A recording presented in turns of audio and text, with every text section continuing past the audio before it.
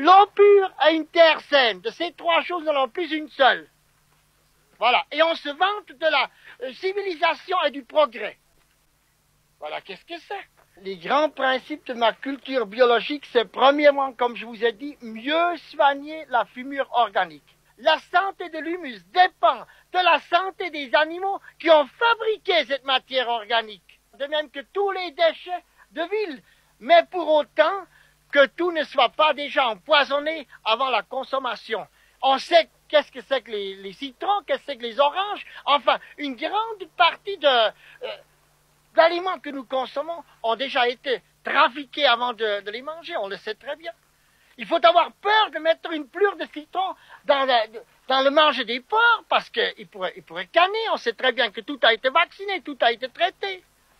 La deuxième, faire que des labours superficiels.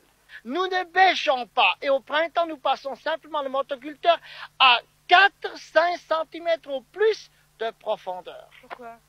Pourquoi, mes amis? Si je fais une coupe transversale dans la forêt, eh bien, nous avons d'abord la couche de couverture, les feuilles, les aiguilles, tout ce qui tombe des arbres. Dessous, nous avons la couche de décomposition ou de fermentation. Et la troisième couche, c'est l'humus, la meilleure partie de la terre végétale. Maintenant, pourquoi pas bêcher profond? C'est que chaque couche a des milliards de bactéries ou d'ouvriers, des spécialistes qui travaillent cette couche, qui ne se supportent pas d'une couche à l'autre. C'est-à-dire, beaucoup de ces bactéries ne supportent pas les rayons de soleil, doivent être à l'abri des rayons de soleil. Alors, comme chaque couche a des spécialistes pour travailler cette couche, si je prends une bêche et que je bêche à 30-40 cm de profondeur, je crée un désordre dans le sol. La troisième, c'est éviter la nudité du sol. Et la quatrième, c'est redonner à votre terre les éléments de trace.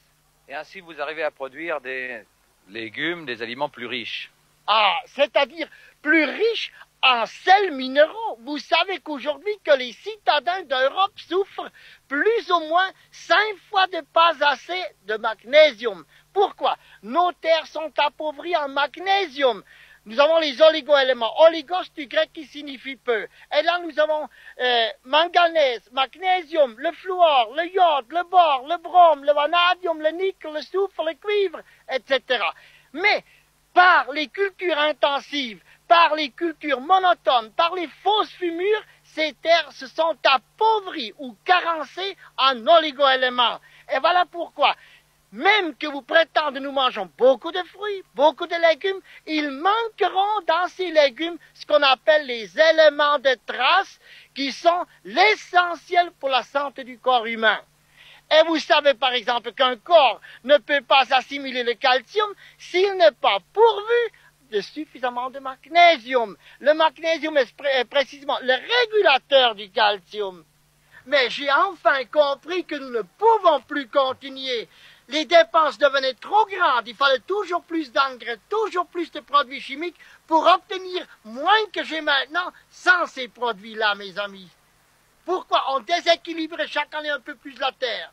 Aucun être humain peut remplacer ce processus naturel que font les vers de terre et ces micro-organismes dans le sol.